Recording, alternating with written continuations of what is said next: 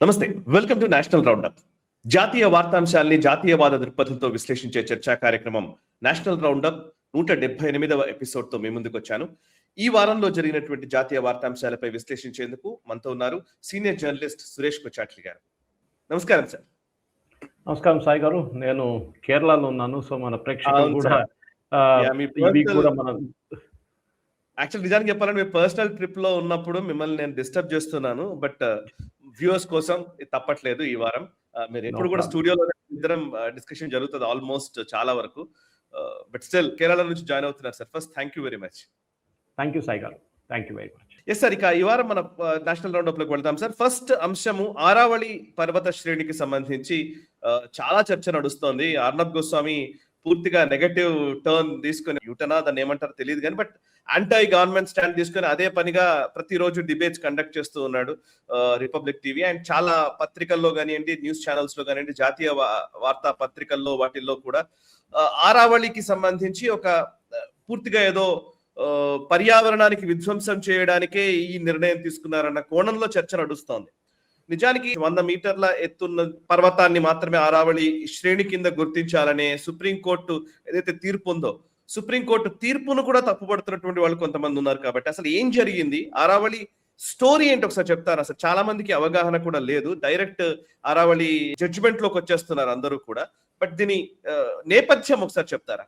సాయి గారు, అరావళి అనేది ఈ మౌంటైన్ రేంజ్ థార్ డెజర్ట్ ని ఇటు నార్త్ ఇండియా ఉన్న వైపుని సపరేట్ చేస్తుంది.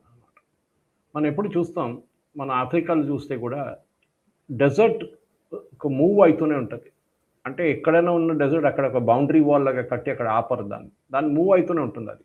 అది న్యాచురల్ ప్రాసెస్.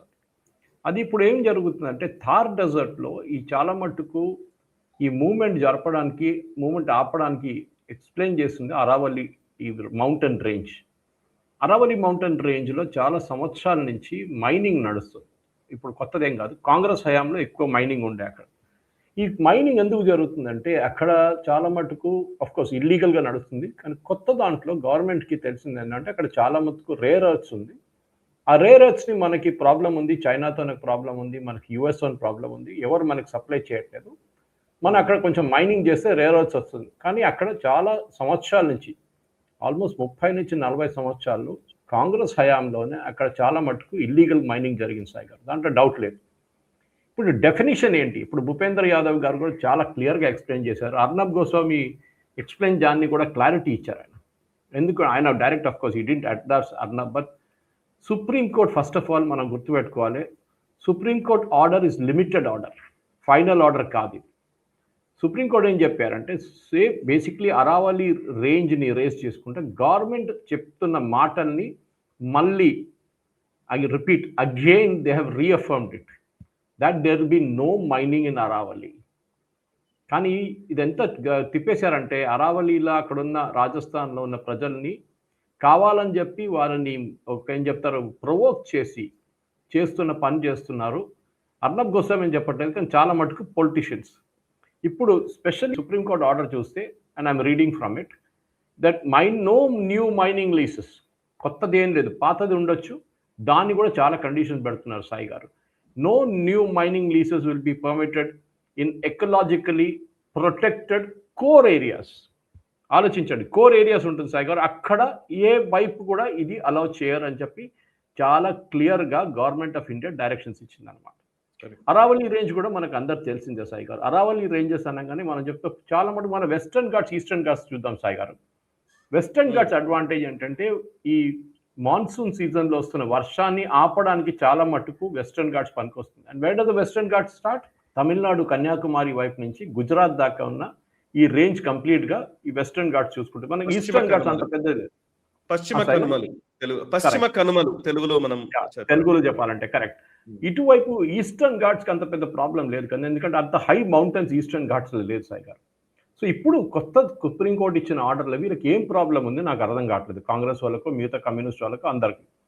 నేను మళ్ళీ రీడ్అవుట్ చేసిన complete ban on new mining leases across the entire Aravalli range, okay, to curb illegal and unregulated mining. అంటే ఇప్పుడు దాకా ఇల్లీగల్గా అన్రెగ్యులేటెడ్గా మైనింగ్ నడుస్తుండే, దాన్ని ఆపడానికి ఉన్న ప్రయత్నం చేస్తున్నారు సుప్రీంకోర్టు బేస్డ్ ఈ జడ్జ్మెంట్.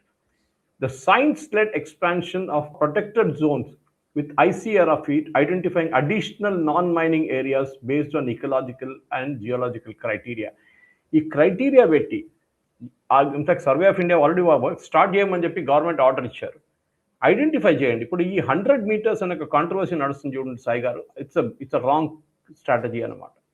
ఎందుకంటే 100 మీటర్స్ ఏంటి, 100 మీటర్లు ఎత్తున్న ఒక మౌంటైన్ రేంజ్ కాదని చెప్పి అక్కడ మైనింగ్ అలౌ చేస్తున్నారని చెప్తున్నారు. ఇది తప్పు. ఎందుకంటే గవర్నమెంట్ చాలా క్లియర్గా చెప్పారు ఇది మొత్తం మైనింగ్ రేంజ్లో లేదు కదా, చాలా మటుకు out side the mining range కూడా ఉంది. సో ఈ సుప్రీంకోర్టు ఇచ్చిన ఆర్డర్ని ఫైనల్ ఆర్డర్ కాదు, ఆల్రెడీ ఒక పిఐఎల్, దాని మీద కూడా పిఐఎల్ వచ్చేస్తుంది సాయి గారు, కొత్త కూడా పిఐఎల్ ఫైల్ అయింది.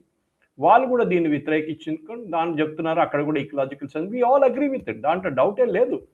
Aravalli has to be protected at all cost. కానీ ఇప్పుడే జరిగిందా? కాదు. పాత మైనింగ్ లీసెస్ ఎవరు ఇచ్చారు అది మనకు అందరికి తెలిసింది. సక్సెసివ్ గవర్నమెంట్స్, మోస్ట్లీ కాంగ్రెస్, దాని తర్వాత బీజేపీ గవర్నమెంట్ దాన్ని రిన్యూ చేసుకుంటూ వెళ్ళిపోయారు. ఎందుకంటే ఎప్పుడైనా లీజ్ ఇస్తున్నప్పుడు 33 సంవత్సరాలు లేకుంటే 10 సంవత్సరాలు లేకుంటే ఒకసారి 16 సంవత్సరాలు లీజ్లు ఇస్తారనమాట. ఇది చాలా మటుకు ఈ అరావలి రేంజ్లో నడుస్తుంది sir. And I will read out the operative part ఏం చెప్పారన్నది. If you take Aravalli hills, not even 1% by FSI తీసుకుంటే 1%లో కూడా ఈ 100 మీటర్లు అనేది లేదు అక్కడ. 100 మీటర్ హై మౌంటైన్, ఆ మౌంటైన్ రేంజ్ గురించి మాట్లాడుతున్నాం మనం. సో ఈ ministry of environment and forest ఏం చెప్పారంటే సర్వే ఆఫ్ ఇండియాకి ఒక December 17 మెమరాండంలో చెప్పారు చాలా మటుకు. Environment secretary he had actually put up the mins shall request the state governments, note the point Sai garu, request the state governments to provide all necessary assistance for marking and delineation of top sheets or definition of Aravalli range as accepted by the Honorable Supreme Court. Clear? దీంట్లో ఎక్కడ చెప్పారు mining allow చేస్తున్నారని? Supreme court చెప్పిన అదే వర్డ్స్ని use చేసి judgement ఉన్న అదే కాపీని తీసుకొని వీళ్ళు మాట్లాడుతున్నారు సాయి గారు. So I'm just reading out so that మన ప్రేక్షకులు కూడా క్లారిటీ ఉండాలి. ఎందుకంటే దీని కాంట్రవర్సీ ఎట్లా అయిపోయిందంటే ఎవడు కావాలంటే వాడు ఎక్స్పర్ట్ అయిపోయాడు. ఇప్పుడు సడన్లీ మన దగ్గర తెలుసు కదా, ఒక వారం బడ్జెట్ టైంలో బడ్జెట్ ఎక్స్పర్ట్స్ అయిపోతారు, అందరు ఫైనాన్స్ ఎక్స్పర్ట్స్ అయిపోతారు. దాని తర్వాత నెక్స్ట్ ఇప్పుడు చూస్తే సడన్గా అందరూ ఎన్వైరన్మెంట్ ఎక్స్పర్ట్స్ అయిపోయారు. సో చాలా మటుకు ఈ operation of this 100 metre definition is not happening. Survey of India వాళ్ళు మ్యాపింగ్ చేసిన తర్వాతనే సుప్రీంకోర్టుకు రిపోర్ట్ ఇచ్చిన తర్వాతనే దీనికి రాబోతుంది. సుప్రీంకోర్టు November 20th ఇచ్చిన ఒక ప్రపోజల్, ఒక టెక్నికల్ ప్యానల్ ఇచ్చిన ప్రపోజల్ మీదనే ల్యాండ్ ఫామ్ 100 మీటర్ కన్నా ఎక్కువ ఉన్నదే మనం మౌంటైన్ రేంజ్గా తీసుకోవాలి. ఇప్పుడు ఏమో 500 మీటర్ గురించి మాట్లాడుతున్నారు, 500 మీటర్ కూడా దాంట్లో క్లబ్ చేస్తా అంటున్నారు. కానీ there is no final decision. చాలా మటుకు ఎక్స్ప్లెయిన్ చేశారు. కరెక్ట్. మేజర్ గా అర్నబ్ గోస్వామి పదే మాట్లాడుతున్న వాటిల్లో 2 అంశాలు. ఒకటి, నెంబర్ 1, ఆయన జస్టిస్ బిఆర్ గవాయ్ ఎవరైతే సుప్రీంకోర్టు చీఫ్ జస్టిస్ గా ఉన్నారో ఆయన రిటైర్ అయిన తర్వాత ఆయన ఇంటర్వ్యూ కూడా తీసుకున్నారు. సో మీరు రిటైర్ అవ్వడానికి 3 రోజుల ముందే ఈ జడ్జిమెంట్ ఇచ్చారు, what was the hurry behind it అని ఆయన అడిగింది ప్రశ్న. లాస్ట్ లో సుప్రీంకోర్టు చీఫ్ జస్టిస్లు లేకపోతే వీళ్ళు రిటైర్మెంట్ కి ముందు ఇచ్చే జడ్జిమెంట్లు చాలా వరకు మళ్ళీ దాన్ని రివోక్ చేయరు అనే ఒక ఆనవాయితీ ఏదో ఉంది లిటరల్లీ చాలా వాటికి. సో మేబీ అందుకోసం ఆయన లాస్ట్ లో ఇచ్చారా అనేది ఒక అంశం. 2, ఇది కేవలం కార్పొరేట్స్ కి ఇవ్వడం కోసం ఇదంతా చేస్తున్నారు, కార్పొరేటైజ్ చేస్తున్నారు అనేది ఇంకొక నినాదం. 3వది ఏంటంటే సార్, 100 మీటర్ల ఎత్తు అనే ఒక నిబంధన వల్ల సుమారు 80 to 90% of the Aravalli range అంతా కూడా మైనింగ్ కి ఇచ్చే విధంగా అవుతుంది, కేవలం కొంత % మాత్రమే మిగులుతుంది అనేది వీళ్ళ వర్షన్. సో 100 మీటర్స్ రేంజ్ లోకి వచ్చేది 9% 10% వరకు మాత్రమే మౌంటైన్ రేంజ్ కింద పరిగణలోకి తీసుకుంటారు, మిగతా అంతా వెళ్తుంది అని. సో అంటే ఈ నిబంధన తీసుకురావడమే మైనింగ్ ఇచ్చారనే ఒక నేరేటివ్ ని తీసుకొస్తున్నారు. ఈ మూడింటికి మనం ఎలా అర్థం చేసుకోవాలి? మూడింటికి సమాధానాలు ఉన్నాయా ప్రభుత్వం దగ్గర? ఏం చెప్తున్నారు? సో దీనికి భూపేందర్ యాదవ్ గారు చాలా మటుకు క్లారిటీ ఇచ్చారు, మీరు చూసుంటారు. దానికి కౌంటర్గా జయరాం రమేష్ కొంచెం కౌంటర్ వేశారు, అరావలి రేంజ్లో ఏముందనేది. భూపేందర్ యాదవ్ ఏమంటున్నారంటే ఇది మైనింగ్ మాఫియా చేస్తున్న గొడవ. ఎందుకంటే there is a total ban మొత్తం వేసేసారు, ఎక్కడ కూడా మీరు మైనింగ్ చేయలేరు అరావలి రీజన్లో. ఇప్పుడు దాకా చేసుకుంటూ వస్తున్న వాళ్ళు కూడా చేయలేకపోతున్నారు. మన రిపబ్లిక్లో ఒక రిపోర్ట్ చూసాం, ఒక అండర్ కవర్ రిపోర్టర్ వాళ్ళది వెళ్ళి ఆ ఏరియాలో వెళ్ళి కొన్ని ట్రక్స్ అక్కడి నుంచి ఇక్కడ మూవ్ అవుతున్న ఫోటోలు, వీడియోలు, నైట్ విజన్ గాగుల్స్ చేసుకొని చేస్తున్న విజువల్స్ అంతా మనం చూసాం చాలా మటుకు. Yes, there was happening before. కానీ ఇప్పుడు జరుగుతుందా? దీన్ని ఆపడానికి first of all state government role ఉంటుంది సాయి గారు. అక్కడక్కడ ఉన్న స్టేట్ గవర్నమెంట్స్ దీన్ని ఆపాలి. Because central government only policy framework తీసుకొస్తారు. Implementation is always with the state government. So దీని గురించి ఇప్పుడు 100 మీటర్స్ దాని గురించి అన్న వస్తున్నా కానీ ఎఫ్ఎస్ఐ చాలా క్లియర్‌లీ చూస్తున్నారంటే 90% ఏమో అన్‌ప్రొటెక్టెడ్ ఉందని జయరాం రమేష్ అంటున్నారు. కాదు, అది అట్ట కాదని చెప్పి భూపేందర్ యాదవ్ గారు చాలా క్లారిటీగా చెప్తున్నారు. దీన్ని మనం వెయిట్ చేయాల్సింది ఏంటంటే ఫస్ట్ ఆఫ్ ఆల్ ఇంకొక పిఐఎల్ కూడా దీని మీద వచ్చింది. ఒక రిటైర్డ్ ఇండియన్ ఫారెస్ట్రీ ఆఫీసర్ కూడా పిఐఎల్ వేశారు. మనం సాయి గారు అరావళి మాట్లాడుతున్నాడు. మన హైదరాబాద్ చుట్టుపక్కల చూడండి సాయి గారు.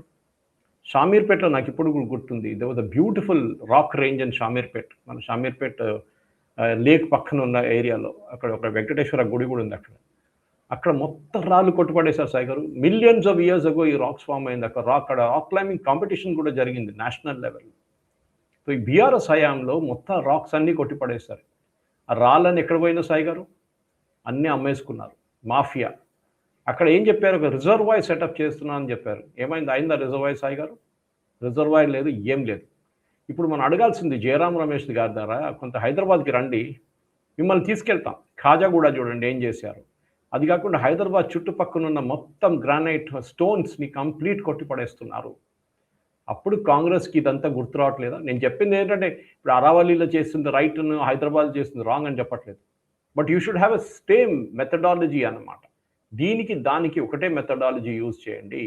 అరావళి ఫైనల్ జడ్జ్మెంట్ రాలేదు. సుప్రీంకోర్టు అబ్జర్వేషన్స్ చూస్తున్నారు మీరు. అరావళి రేంజ్ గురించి మాట్లాడలేదు. అండ్ భూపేందర్ యాదవ్ గారు చాలా క్లియర్గా చెప్పారు. సుప్రీంకోర్టు చెప్పిన దాని ప్రకారం మేము అరావళిలో టోటల్ మైనింగ్ బ్యాన్ తీసుకొస్తున్నాం. టోటల్ మైనింగ్ బ్యాన్ అంటే చాలా మందికి కోట్లు దే విల్ లూజ్. కానీ యూనియన్ గవర్నమెంట్ ఒక పాయింట్ పెట్టారు. ఏంటది? అక్కడ ఉన్న రేర్ ఎర్త్స్ మనకు కావాల్సింది చాలా ఇంపార్టెంట్. ఈ రేర్ ఎర్త్స్ని మనం డిగ్ చేసుకోవచ్చు. అది కోసం సుప్రీంకోర్టు దగ్గర వెళ్ళి పర్మిషన్ తీసుకొని రేర్ ఎర్త్స్ ఎక్కడెక్కడ ఉందో ఐడెంటిఫై చేసి ఆ ఏరియాస్లోనే మైనింగ్ జరుగుతుంది. అది కూడా చాలా లిమిటెడ్ స్కేల్లో. ఆబ్వియస్లీ దీన్ని ఎవరు వ్యతిరేకిస్తారు సాయి గారు? చైనా. ఎందుకంటే మనం ఒకసారి రేర్ ఎర్త్స్ డిగ్ చేయడం మొదలు పెడితే అది చైనీస్ మార్కెట్ ఇంపాక్ట్ అవుతుంది. అండ్ చైనాకి ఇది నచ్చదు, అస్సలు నచ్చదు. So this is where the issues coming in Sai garu. చాలా మటుకు మనం చూడాల్సింది ఏంటంటే wait for the supreme court final judgement. ఇష్యూలు ఇంకా రాలేదు. It is the temporary judgement that has been given. ఒక ఆర్డర్ ఇచ్చారు అంతే. ఫైనల్ జడ్జ్మెంట్ బహుశా ఏప్రిల్లో మేలో వస్తుంది. అరావళి గురించి మనం భయపడక్కర్లేదు. కానీ నాకు వరి ఉంది డెఫినెట్గా. మీరు అరావళి ఓల్డ్ మ్యాప్స్ చూస్తే, కొత్త మ్యాప్స్ చూస్తే చాలా మటుకు వేరియేషన్ ఉంది సాయి గారు. ఎన్నో 60 సంవత్సరాల నుంచి we have been destroying Aravalli. దాంట్లో డౌట్ లేదు. ఎవరు చేశారు? మన అందరికి తెలుసు ఎవరు చేస్తున్నారని. కానీ ఇప్పుడు దానికి ఒక ఫుల్ స్టాప్ వచ్చింది. సుప్రీంకోర్టు ఇచ్చిన ఒక ఆర్డర్ ప్రకారం ministry of environment and forest and minister garu Bhupendra Yadav చాలా క్లియర్గా చెప్పారు. అరావళిలో we're putting total ban on mining. Arnab Goswami గారి ఇష్యూ ఇంకోటి. ఆయనకు ఒక పొలిటికల్ ఇష్యూ ఉంది. నేను దాంట్లో పబ్లిక్లో డిస్కస్ చేయలేను. ఆయనకి ఈ ఎగ్జిస్టింగ్ మోదీ గవర్నమెంట్తోని ఒక చిన్నది కాదు, పెద్ద ప్రాబ్లం ఉంది. That is the commercial problem. అది మనం ఓపెన్ డిబేట్లో మాట్లాడకూడదు. మనం ప్రైవేట్గా మాట్లాడుకోవచ్చు కావాలంటే. కానీ ఆ ప్రైవేట్ ఇష్యూని ఆయన ఛానల్ కమర్షియల్ ఇంట్రెస్ట్ని తీసుకొచ్చి ఒక పొలిటికల్ డిబేట్ తీసుకురావడం అని చెప్పేది అర్నబ్ గోస్వామి గారిది ఇంట్రెస్ట్. మీకు తెలిసిందో Sai garu, satellite channels all running in huge losses. మన దగ్గర ఒక పెద్ద Telugu channel, number 1 Telugu channel owner అమ్మేసుకొని వెళ్ళిపోతున్నాడని న్యూస్ వచ్చింది మొన్న. అది కాకుండా most of the channels are running in losses. Arnab Goswami is also under tremendous pressure నా. ఎందుకంటే చాలా మటుకు వీళ్ళకి వచ్చే అడ్వర్టైజ్మెంట్స్ ఎడిటోరియల్ ఫార్మాట్లో మీరు చూసుంటారు. పంజాబ్ గవర్నమెంట్ ఈ స్కీమ్లు లాంచ్ చేస్తున్నారు, ఉత్తరప్రదేశ్ గవర్నమెంట్ ఈ స్కీమ్లు లాంచ్ చేస్తున్నారు. దానికోసమే అర్నబ్ గోస్వామి చంద్రబాబు నాయుడు గారి దగ్గర వెళ్ళి ఏవో అడిగారంట, ఇవ్వలేదంట. దానికోసం నాయుడు గారి మీద పడ్డారు. రామ్మోహన్ నాయుడు ఇండిగో దాన్ని ఒక పెద్ద ఇష్యూ చేసుకొని చేశారు. I'm not getting in that. నా చాలా స్పెసిఫిక్స్ ఉన్నాయి. బట్ అది Arnab Goswami commercial issue. So మన అరావళిని, అర్నబ్ గోస్వామిని పక్కన పెట్టాల్సి వస్తుంది. సపరేట్ చేసేసి we should look at the facts. The facts is yes, అరావళి చాలా ఇంపార్టెంట్. కానీ సుప్రీంకోర్టు ఇచ్చిన డైరెక్షన్స్ ఎంతమంది ఆ జడ్జ్మెంట్ డౌన్లోడ్ చేసి చదివారో నాకు వాళ్ళ దగ్గర ఒక అభ్యర్థన, please read it once more and then tell me ఇది గవర్నమెంట్ తప్పు చేస్తున్నారని. గవర్నమెంట్ దాని ఇంప్లిమెంటేషన్ ఆల్రెడీ ఫ్లోట్ చేసేసారు. మైనింగ్ టోటలీ బ్యాన్ చేసేసాం. దీని తర్వాత ఒక 2-3 నెలల తర్వాత సుప్రీంకోర్టు ఫైనల్ ఆర్డర్ వచ్చిన తర్వాత ఈ ఒక్కటే పాయింట్ మీద రేర్ ఎర్త్స్ మీదనే మనం కాన్సన్ట్రేట్ చేయబోతున్నాం. అక్కడ రేర్ ఎర్త్స్ లేదనుకోండి, we can forget about it. Rare earths ఎక్కడుందో అక్కడికి వెళ్తారు. కానీ రేర్ ఎర్త్స్ తవ్వడానికి చాలా భారతదేశాన్ని వ్యతిరేకిస్తారు, ఆపడానికి ట్రై చేస్తారు. మన గ్రేట్ నికోబార్ ప్రాజెక్ట్ లాగానే సోనియా గాంధీ ఆబ్జెక్ట్ చేసి చూడండి, ఎందుకు చైనాకి ప్రాబ్లం ఉంది అక్కడ, దానికోసం she objected to it. And this is what we should do. Sai garu, చాలా మటుకు let us wait. As a media house మీరు are a very very responsible senior journalist. మనం కూడా let us not jump the gun like Arnab Goswami.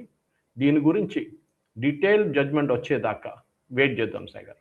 నేను అప్పుడు చెప్తున్నాను sir, అంటే మొన్న కూడా నేను ఒక వీడియోలో చెప్పాను. యాక్చువల్లీ ఎక్కడ పర్యావరణం గురించి మాట్లాడారు అని అంటే అక్కడ some vested interest are there, దాంట్లో డౌటే అక్కర్లేదని నా అభిప్రాయం. చాలా రోజుల నుంచి చూస్తున్నాను, పర్యావరణము, కాలుష్యము ఇట్లాంటి మాటలు వచ్చాయనంటే బయటకు చెప్పేది ఒకటి ఉంటుంది, వెనకాల ఖచ్చితంగా కుట్రకోణాలు ఉంటాయి. అఫ్ కోర్స్ ఎస్, కొన్ని ప్లేసెస్ లో జెన్యూన్ కేసెస్ ఉండవచ్చు గాక, but most of the times ఇది మన గ్రోత్ ని ఆపే ఒక ప్రయత్నాలు ఎక్కువ జరుగుతాయి చాలా వరకు. సరే, అందుకే కొంచెం ఆచితూచి మాట్లాడాలనేది నా అభిప్రాయం. Debate on separate topic also Sai గారు. దీని గురించి ఇంకొక స్టోరీ లాగా, కేరళలో you should look up the judgment or rather the order given by Madhav Gadgil అని చెప్పి ఆ ప్రొటెక్ట్ చేయడానికి చేసిన మాధవ్ గాడ్గిల్ కమిటీని అక్కడున్న స్టేట్ గవర్నమెంట్స్, కమ్యూనిస్ట్ వాళ్ళు, కాంగ్రెస్ వాళ్ళు ఇద్దరు కలిసి వ్యతిరేకించి దాన్ని కంప్లీట్ గా డౌన్ చేశారు సాయి గారు. That was suppose to protect the western hills from mining. ఎందుకు చేయట్లేదు? అదే మనం అడగాల్సింది. ఈ కమ్యూనిస్ట్ వాళ్ళు, కాంగ్రెస్ వాళ్ళు మాట్లాడుతున్నారు అరావళి, మరి me let us ask why what about Kerala? Western Ghats ఏమైంది కేరళలో? కర్ణాటకలో ఏమైందండి? వాళ్ళు మాట్లాడదు, ఎందుకంటే అక్కడ one particular religion has occupied all the top peaks. ఇది మనం ఎప్పుడు మర్చిపోకూడదు Sai garu. And this is what is most important. దాని తర్వాత కస్తూరి రంగన్ కమిటీ వచ్చింది, వాటి రిపోర్ట్ కూడా మొత్తం డైల్యూట్ చేసి పడేశారు వీళ్ళు. Okay, right sir. ఇక నెక్స్ట్ అంశంలోకి వెళదాం సార్. యాక్చువల్లీ మీరు ఇందాక చెప్తున్నది ఒక రెలవెంట్ గానే ఇంకొక అంశం కూడా ఉంది. బేసికల్లీ ఏదైనా సరే కేంద్ర ప్రభుత్వం ఒక చట్టం తీసుకొచ్చినా, నిర్ణయం చేసినా దాన్ని ఇమ్మీడియట్ గా విపక్షాలు వ్యతిరేకించడం అనేది ఆనవాయితీగా పెట్టుకున్నారు. అట్లాంటిదే ఇంకొక అంశం కూడా, ఇప్పుడు ఆరావళి గురించి మనం మాట్లాడుతున్నాము, దీని నిజాలు అతి త్వరలోనే మనకు బయటకు వస్తాయి. క్లియర్ పిక్చర్ మనకు వస్తుంది కొన్ని అంశాలు మనం చూసిన తర్వాత. ఇమీడియట్ గా మీరు ఇందాక అన్నారు, ఇమీడియట్ గా జంప్ అయిపోయి ఒక ఆర్గ్యుమెంట్ లోకి వెళ్ళడం కరెక్ట్ కాదని. రైట్, కరెక్ట్ మీరు అన్నది. సో విద్యుత్ సంస్కరణల చట్టాల విషయంలో కూడా ఇట్లాంటిదే జరిగింది. నాకు తెలిసి గుర్తుంది, కేసీఆర్ ప్రభుత్వం ఉన్నప్పుడు నేను కూడా చాలా వీడియోలు చేశాను.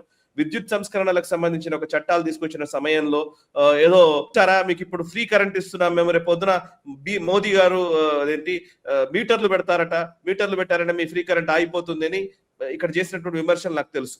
ఇవాళ ఫ్రీ కరెంట్ ఎంత పోతుంది, నిజానికి మన అవసరాలకు ఎంత కరెంట్ వస్తుంది, అండ్ పరిశ్రమలకు ఎంత కరెంట్ వినియోగం అవుతుంది అని తెలుసుకోవడం కోసం ఒక చట్టంలో పెట్టి అన్నిటికీ మీటర్లు ఏర్పాటు చేయాలన్నందుకు దాన్ని పెద్ద రాద్ధాంతం చేశారు. బట్ ఇప్పుడు తెలంగాణ ప్రభుత్వం 1300 కోట్లు ఖర్చు చేస్తూ ఫార్మ్ పవర్ యూజ్ ఎంత ఉంది అనేది తెలుసుకునే ప్రయత్నం చేస్తుంది. థర్డ్ డిస్కమ్ ని కూడా ఏర్పాటు చేయడం, ఇవన్నీ చూస్తున్నాం. ఒకసారి ఆ డీటెయిల్స్ చెప్తారా సార్? తెలంగాణ ప్రభుత్వం స్మార్ట్ మీటర్స్ కి సంబంధించినటువంటి విధానం విషయంలో ఏం నిర్ణయం తీసుకుంది, దాని వివరాలు ఏంటి? సాయి గారు, తెలంగాణ గవర్నమెంట్ ప్రతి సంవత్సరం 10 నుంచి 12,000 కోట్లు పవర్ డిస్ట్రిబ్యూషన్ కంపెనీస్ కి సబ్సిడీగా ఇస్తున్నారు. 10 నుంచి 12,000. I just read out exact figures for you. ఎందుకు ఇస్తున్నారు? ఇది ఫార్మర్స్ కానీ, water supply, rural water supply, అది కాకుండా మిగతా దానికి ఉన్న ఫ్రీగా ఇస్తున్న ఉచిత పవర్ డొమెస్టిక్ సెగ్మెంట్లో కూడా ఉండొచ్చు, 100 యూనిట్ కన్నా తక్కువ తీసుకుంటున్న వాళ్ళ కోసం 10 నుంచి 12,000 కోట్లు. కానీ ఈ కన్జంప్షన్ రిఫర్స్ కరెక్ట్ కాదు సాయి గారు. ఇది మినిమం ఒక 20 నుంచి 22,000 కోట్లు ఉంటుంది యాక్చువల్ పవర్ కన్జంప్షన్. ఎందుకంటే ఎవరికి తెలియదు ఎంత మీరు ఇంట్లో సాయి గారు. ఇప్పుడు ఫర్ ఎగ్జాంపుల్ మీ ఇంట్లో మీటర్ లేకపోతే మీరు ఎంతైనా కన్జ్యూమ్ చేసుకుంటారు కదా. ఓకే, మీ ఇంట్లో మీటర్ ఉంటే మీరు దాన్ని బట్టి మిమ్మల్ని ట్రాక్ చేస్తున్నారని చెప్పి తెలిసిన దాని ప్రకారం మీరు కన్జ్యూమ్ చేస్తారు పవర్. ఇది చాలా వెరీ వెరీ ఆబ్వియస్ సాయి గారు. కానీ ఇప్పుడు జరిగేది ఏంటంటే తెలంగాణ గవర్నమెంట్, ఇప్పుడు రేవంత్ రెడ్డి గారు చాలా రోజుల తర్వాత ఆయన కూడా అర్థమైపోయింది ఇది పెద్ద ప్రాబ్లం, దీంట్లో పెద్ద ఫ్రాడ్ ఉంది, దీంట్లో మన రైతుల కోసం ఇచ్చే పవర్ చాలామంది వాడుకుంటుంది. మీకు ఎగ్జాంపుల్ ఇస్తాను సాయి గారు. మీరు చాలామంది ఈ బ్యాటరీ ఛార్జింగ్ కంపెనీస్ ఉంటారు చూడండి, ఏది మన ఇన్వర్టర్ బ్యాటరీస్ కానీ కార్ బ్యాటరీస్ ఛార్జింగ్ కంపెనీస్ ఉంటారు. వీళ్ళందరూ ప్రతిరోజు సాయంత్రం కాగానే మన చుట్టుపక్కల ఉన్న డిస్ట్రిక్ట్స్కి పెద్ద పెద్ద బండ్లు పోతుంది సాయి గారు, బ్యాటరీలు తీసుకొని. ఎందుకు? అక్కడ ఫ్రీ పవర్ వస్తుందని చెప్పి అక్కడ వీళ్ళు ఫ్రీ పవర్ వాడుకుంటున్నారు, అక్కడ ఛార్జ్ చేసుకుంటున్నారు. సో రైతులు వాడడం ఒకటి, కానీ వీళ్ళ ఇట్లాంటి వాళ్ళు వాడేది ఇంకోటి. సో సడన్గా ఇప్పుడు రేవంత్ రెడ్డి గవర్నమెంట్ ఏమంటున్నారు, ఇది మన చాలా లాసెస్ నడుస్తుంది. ఎందుకంటే సపోజ్ ఒక ఎగ్జాంపుల్ ఇస్తాను సాయి గారు, కరెక్ట్ నంబర్స్ కరెక్ట్ కాకుండా వచ్చు. Suppose AP Transco, AP Genco first generate చేసి టీజీ జెన్కో జనరేట్ చేసి అది ట్రాన్స్కోకి ఇస్తుంది. ట్రాన్స్కో ఏమో డిస్ట్రిబ్యూషన్ కంపెనీస్ ఇస్తుంది. మన దగ్గర ఇప్పుడు 2 డిస్ట్రిబ్యూషన్ కంపెనీస్ ఉండే, ఇప్పుడు 3వ డిస్ట్రిబ్యూషన్ కంపెనీ మీరు ఇప్పుడు చెప్పినట్లు 1300 కోట్లు పెట్టి కొత్త ఒక డిస్ట్రిబ్యూషన్ కంపెనీ తయారు చేస్తున్నారు. దానికి ఫార్మర్స్ దగ్గర ఉన్న, అంటే రైతులకి ఇచ్చే ఉచిత పవర్ దానికి వాళ్ళు ట్రాన్స్ఫర్ చేశారు వాళ్ళకి. అది కాకుండా రూరల్ సప్లై స్కీమ్స్ అక్కడ కూడా మీటర్ లేదు, అది కూడా ట్రాన్స్ఫర్ చేయబోతుంది. అది కాకుండా 3వది నేను చెప్పిన ప్రకారం ఇంటింటికి 100 యూనిట్ కన్నా తక్కువ ఉన్న కొన్ని సబ్సిడీ ఇస్తున్నారు, అది కూడా అక్కడ ట్రాన్స్ఫర్ చేస్తారు. నో చూడండి సాయి గారు, ఇక్కడ ప్రాబ్లం ఎక్కడ వస్తుందంటే సెంట్రల్ గవర్నమెంట్ దీన్ని ఎప్పటి నుంచో చెప్తున్నారు, కన్స్యూమర్స్ని మీరు స్మార్ట్ మీటర్ పెట్టండి. ఎక్కడ వీళ్ళు ఏం చెప్పారు బీఆర్ఎస్ వాళ్ళు, మీ మోటార్ పక్కన స్మార్ట్ మీటర్ పెడతారు, మిమ్మల్ని పట్టుకుంటారు, మీ మీద పెద్ద బిల్ వేస్తారు సెంట్రల్ గవర్నమెంట్ అని చెప్పి పెద్ద క్యాంపెయిన్ నడిపించారు. దాన్ని సమర్థించారు కాంగ్రెస్ వాళ్ళు ఆ టైంలో. ఇదే కాంగ్రెస్ అపోజిషన్లో ఉన్నప్పుడు ఇదే బీజేపీ చేస్తున్నారు అది ఇదని చెప్పి పెద్ద గొడవ చేశారు. కేసీఆర్ సపోర్ట్ చేసిన బహుశా 1-2 పాయింట్స్ ఇదొక మేజర్ పాయింట్ ఉంటుంది సాయి గారు. కానీ ఏం జరిగింది దాని తర్వాత, ఇప్పుడు కొత్త దాని ప్రకారం సెంట్రల్ ఇప్పుడు ఇదే పని ఈ బీఆర్ఎస్ గవర్నమెంట్ చేయలేని పని ఇప్పుడు దే ఆర్ డూయింగ్ ఇట్. ఇప్పుడు దీని ప్రకారం సాయి గారు ఎగ్జాంపుల్ 29 లక్షల పవర్ కనెక్షన్స్ ట్రాన్స్ఫర్ చేసేసారు ఆల్రెడీ 3వ డిస్కామ్కి. నేను చెప్పిన దాని ప్రకారం అగ్రికల్చర్ ఉండొచ్చు, లిఫ్ట్ ఇరిగేషన్ ఉండొచ్చు, and rural water supply schemes ఉండొచ్చు. ఎందుకు ఇస్తున్నారు? చాలామంది అడుగుతారు ఎందుకు చేయబోతున్నారు, ఇప్పుడు ఎందుకు చేస్తున్నారు. ఫర్ ఎగ్జాంపుల్ ఈ స్మార్ట్ మీటర్ సాయి గారు 3వ డిస్కమ్ పెట్టబోతుంది. దీనికన్నా ముందు సెంట్రల్ గవర్నమెంట్ ఫ్రీగా ఆఫర్ చేశారు, మీరు తీసుకోండి మా దగ్గర నుంచి ఫ్రీగా మీటర్లు తీసుకోండి. నేను తీసుకోము అని చెప్పి కేసీఆర్ గారు పెద్ద గొడవ చేశారు, మీకు గుర్తుంటుంది అది. ఫర్ ఎగ్జాంపుల్ ఇప్పుడు ఏం చేస్తున్నారంటే స్మార్ట్ మీటర్స్ కొనుక్కుంటున్నారు సాయి గారు, 5,22,000 స్మార్ట్ మీటర్లు కొనుక్కుంటున్నారు తెలంగాణ గవర్నమెంట్. దాంట్లో 2,92,000 దానికి సదర్న్ డిస్ట్రిబ్యూషన్ కంపెనీకి ఇస్తున్నారు, 2.3 lakh ఏమో నార్దర్న్ డిస్ట్రిబ్యూషన్ కంపెనీకి ఇస్తున్నారు. దేన్ని అంటున్నారు తెలంగాణ గవర్నమెంట్, ఇది పెడితే మాకు తెలిసిపోతుంది ఎంత కన్జంప్షన్ అవుతుంది, ఎంత ట్రాన్స్ఫార్మర్ లెవెల్లో ఎంత ట్రాన్స్మిషన్ లాసెస్ వస్తుంది. ఈ ట్రాన్స్మిషన్ లాసెస్ అనేది సాయి గారు ఒక టెక్నికల్ వర్డ్, దొంగతనం. మనం నేను చెప్పాను సిటీలో 4 యూనిట్స్ ఉన్నాయి, నార్త్, సౌత్, ఈస్ట్, వెస్ట్. దాంట్లో ఒక్క జోన్లో నేను చెప్పాను ఎక్కడుంది అనేది మీరు గెస్ట్ చేసుకోవచ్చు, మన ప్రేక్షకులు కూడా గెస్ట్ చేసుకోవచ్చు. మీటర్ రీడింగ్కి వెళ్ళడానికి ఆఫీషియల్స్ భయపడతారు. Telangana government distribution company officials meter reading చేయడానికి భయపడతారు. అక్కడ వెళ్ళరు వాళ్ళు, తెలిసిందే. We know which zone we're talking about. దాన్ని ఏమంటారు అప్పుడు, దాని కన్వర్షన్ ఎట్లా చేస్తారంటే ట్రాన్స్మిషన్ అండ్ డిస్ట్రిబ్యూషన్ లాస్. అంటే మీరు 100 యూనిట్లు మీరు ఒక సబ్స్టేషన్ నుంచి మీరు పంపిస్తున్నప్పుడు ఒక కన్స్యూమర్ దగ్గర వెళ్ళి బిల్ అయ్యేదాకా 100 యూనిట్లు 60 యూనిట్లు అయిపోతుంది. ఎట్లా అంటే అది ఒక 10% మనం పెట్టుకోవచ్చు TDS losses, transmission and distribution losses.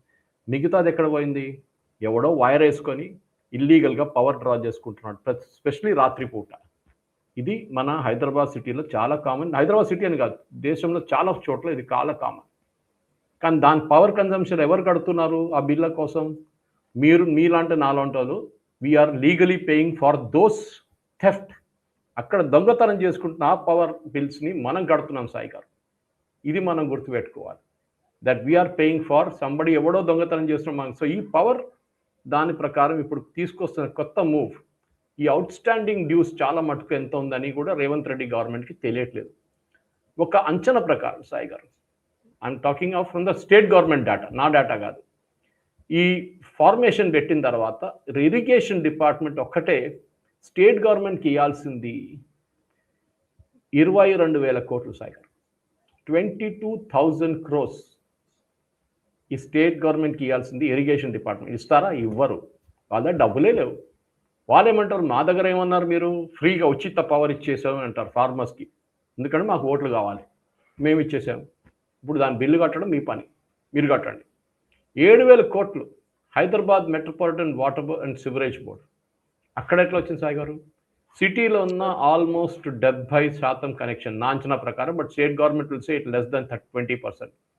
Almost 60-70% మంది బిల్లులు కట్టట్లేదు, ఇల్లీగల్ కనెక్షన్స్ గుంజుకుంటున్నారు, మోటార్ పెట్టి వాటర్ గుంజుకుంటున్నారు, సివరేజ్ బోర్డుకి డబ్బులు ఇవ్వట్లేదు. అంటే అండర్ గ్రౌండ్ డ్రైనేజ్ కనెక్ట్ చేసినప్పుడు ఎక్కడ ఒకసారి అండర్ గ్రౌండ్ వెళ్ళిపోతే తెలియదు కదా ఎక్కడి నుంచి ఎక్కడికి వెళ్తుంది అనేది. అట్లీస్ట్ వాటర్ అయినా మీకు తెలుస్తుంది, నీళ్ళైనా. ఇది సాయి గారి ప్రాబ్లం. ఇప్పుడు మన దాంతోపాటు ఇప్పుడు ఉచిత వాటర్ సప్లై ఇస్తున్నారు అపార్ట్మెంట్స్కి. ఎవరు కడతారండి డబ్బులు? ఎవరు కట్టట్లేదు. State government is not paying. State government Hyderabad metro వాటర్కి ఇవ్వాలి. ఇప్పుడు చూడండి 7,000 కోట్లు ఎవరు ఇస్తారండి? అది కాకుండా rural water supply scheme Sai గారు 5,000 ఆల్మోస్ట్ 6,000 కోట్లు, 5,900 crores టు బి ఎగ్జాక్ట్. దీంట్లో మిషన్ భగీరథ కూడా వస్తుంది. ఫర్ ఎగ్జాంపుల్ మిషన్ భగీరథ డబ్బులు ఎవరు కట్టాలి? కన్జ్యూమర్ కట్టాలి. కన్జ్యూమర్ కట్టట్లేదు. కన్జ్యూమర్ అంటే కొన్ని కన్జ్యూమర్ కడుతున్నారు, ఆల్మోస్ట్ 60-70% మంది బిల్లే కట్టట్లేదు. వాళ్ళకి బిల్సే రావు అసలు. ఎవరు దమ్ముంది బిల్లు రేజ్ చేయడానికి? కొడతారు వారిని తీసుకొని అని చూస్తున్నాం మన ఓల్డ్ సిటీలో చాలా మటుకు చాలా ప్లేస్. ఇది జరుగుతుంది సాయి గారు. ఈ పర్టికులర్ ఇష్యూలో రేవంత్ రెడ్డి గారు ఒక మూవ్ తీసుకున్నారు, కానీ ఇది ఒక పొలిటికల్ హాట్ పొటాటో కాబోతుంది రేవంత్ రెడ్డి గారికి. ఎందుకంటే దీని రిజల్ట్స్ బయట వచ్చినప్పుడు అప్పుడు సాయి గారు ఒక డ్రామా జరగబోతుంది చూడండి. ఎందుకంటే ఈ లాసెస్ ఇక్కడ ఆగదు. నా అంచనా ప్రకారం 33,000 కోట్ల నుంచి 38,000 కోట్ల దాకా నష్టాలు ఉన్నారు. అవుట్ స్టాండింగ్ బిల్స్ పేమెంట్స్ చాలా ఉన్నాయి. ఈ థర్డ్ డిస్కామ్ క్రియేట్ చేశారు చూడండి. ఈ థర్డ్ డిస్కామ్కి మీరు డబ్బులు ఇవ్వకపోతే స్టేట్ గవర్నమెంట్, ఇప్పుడు ఆర్టీసీ కూడా అంతే కదా సాయి గారు, మీరు ఉచిత టికెట్ అని చెప్పి అందరిని ఎక్కించుకున్నారు మహిళల్ని, దాన్ని డబ్బులు ఇస్తున్నారా? లేదు. ఎట్లా ఇస్తున్నారు? మాకు ఒక అంచనా ఉంది ఇంతే అవుతుందని. ఎవరన్నారండి? అట్లీస్ట్ అక్కడ ఒక మాట ఉంది సాయి గారు, ద కండక్టర్ ఒక బటన్ కొట్టు ఆయన ఒక రసీట్ జనరేట్ చేస్తున్నారు.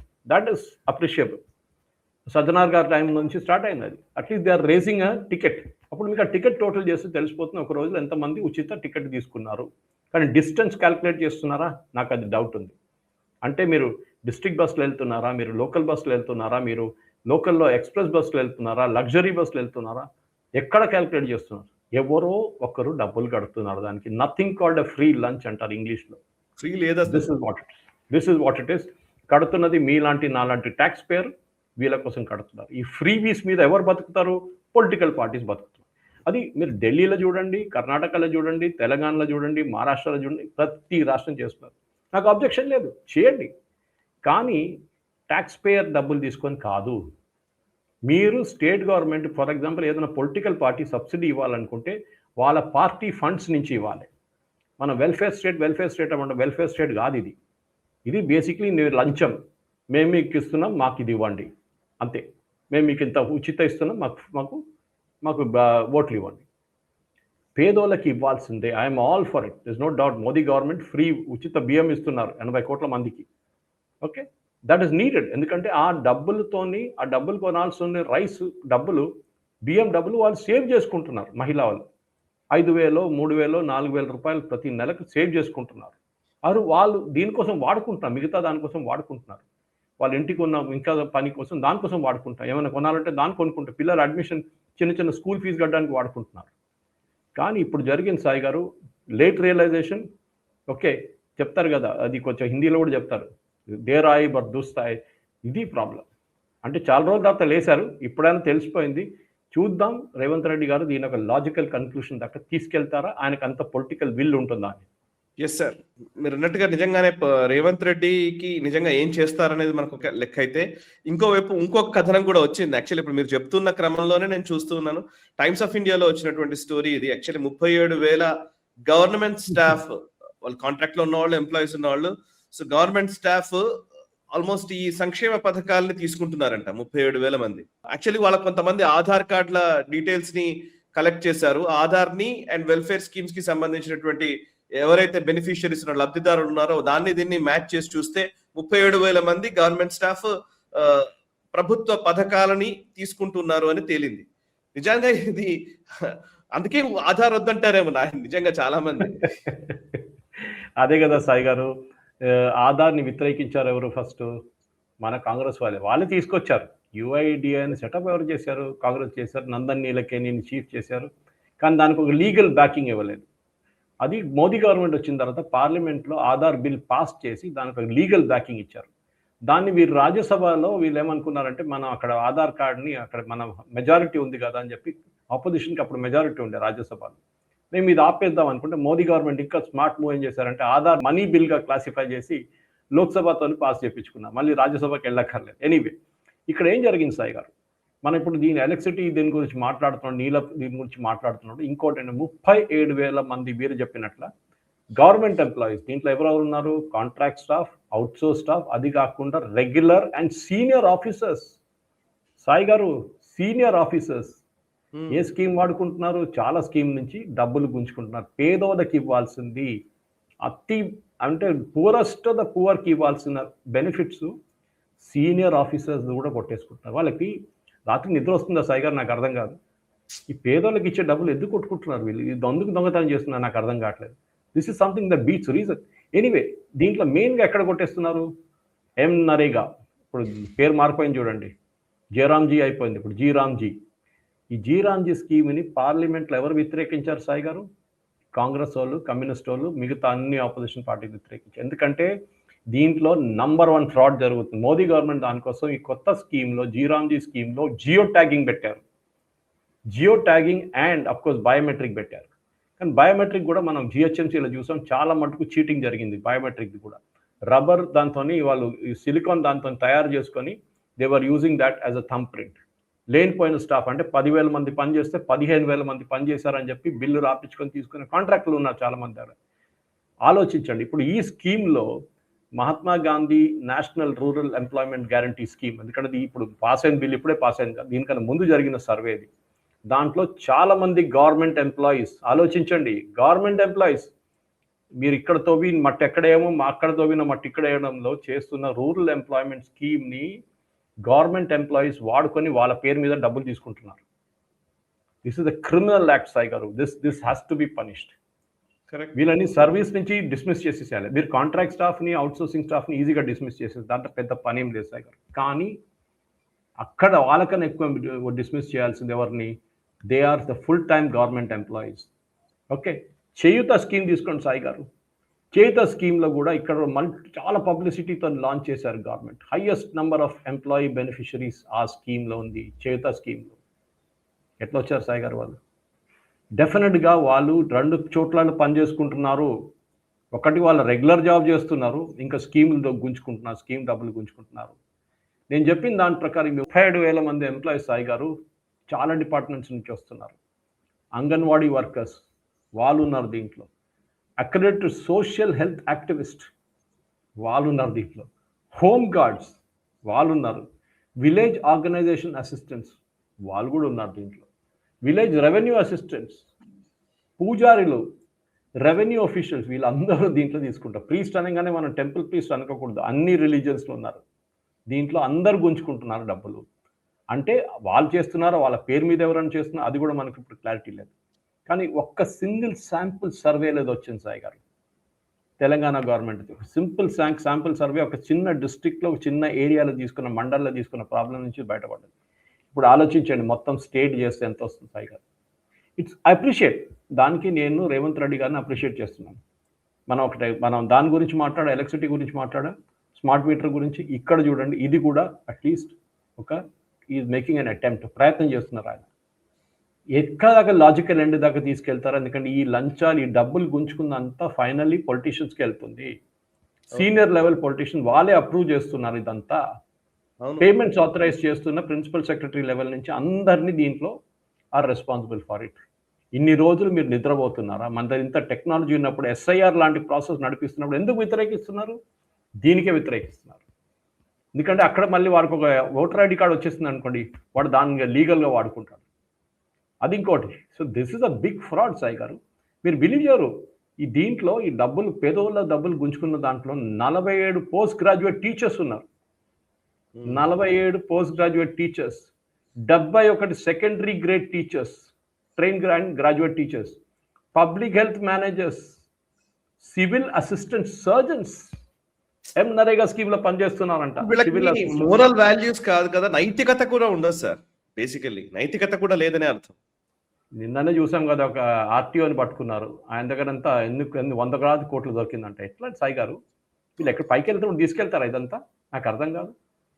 ఒక బిఎండబ్ల్యూలు, 2 బిఎండబ్ల్యూలు, 2 మర్సిడీస్లు. ఎందుకు ఇదంతా? ఎందుకంటే దానికోసం గవర్నమెంట్ జాబ్స్కి ఇంత డిమాండ్ ఉంది సాయి గారు. ఎవరు ప్రేమతో పనిచేయట్లేదు. లంచాలు తీసుకోవచ్చు, మీరు పవర్ చూపించచ్చు, మీరు బెనిఫిట్స్ డినై చేయొచ్చు ఎవరికైనా. అది కాకుండా మీరు పని చేయకపోతే కూడా మీకు జీతం వస్తుంది, పని చేస్తే కూడా మీకు జీతం వస్తుంది, దాని తర్వాత మీకు పెన్షన్ వస్తుంది.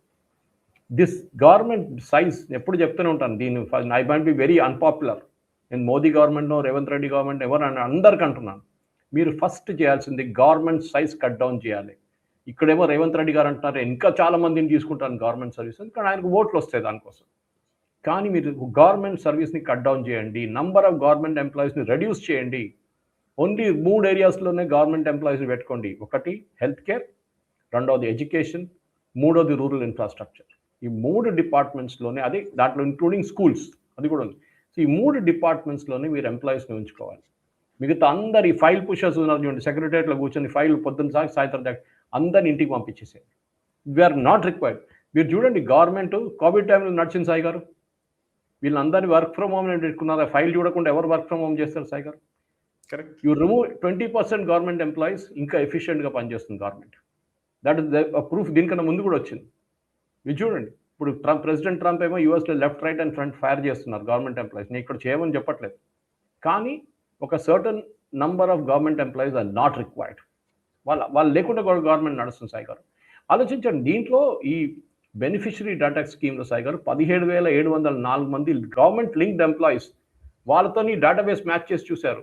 దాంట్లో 7,273 మంది ఆనరేరియం ఎంప్లాయీస్ ఉన్నారు. 3,000 మంది ఆల్మోస్ట్ అవుట్సోర్స్ ఎంప్లాయీస్, 2,900 మంది కాంట్రాక్ట్ స్టాఫ్ ఉన్నారు. ప్రతి లెవెల్లో government staff, contract staff, regular state government employees, grant in aid state government, అందరూ గవర్నమెంట్ దగ్గర జీతాలు తీసుకొని వీళ్ళు బెనిఫిట్స్ తీసుకుంటున్నారు. నేను చెప్పాను దీనికి ముందు, అంగన్వాడీ వర్కర్స్, టీచర్స్, సరే వాళ్ళని అట్లీస్ట్ మనం ఎక్స్క్యూజ్ చేసుకోవచ్చు. అంగన్వాడీ వర్కర్స్కి ఎంత వస్తుందండి డబ్బులు? ఆశా వర్కర్స్ కూడా అంతే, చాలా తక్కువ. కానీ జూనియర్ లెక్చరర్స్ ఎక్కడ సాయి గారు? ఆక్సిలరీ మిడ్వైస్, నర్సెస్ ఎక్కడ వస్తున్నారు దీంట్లో?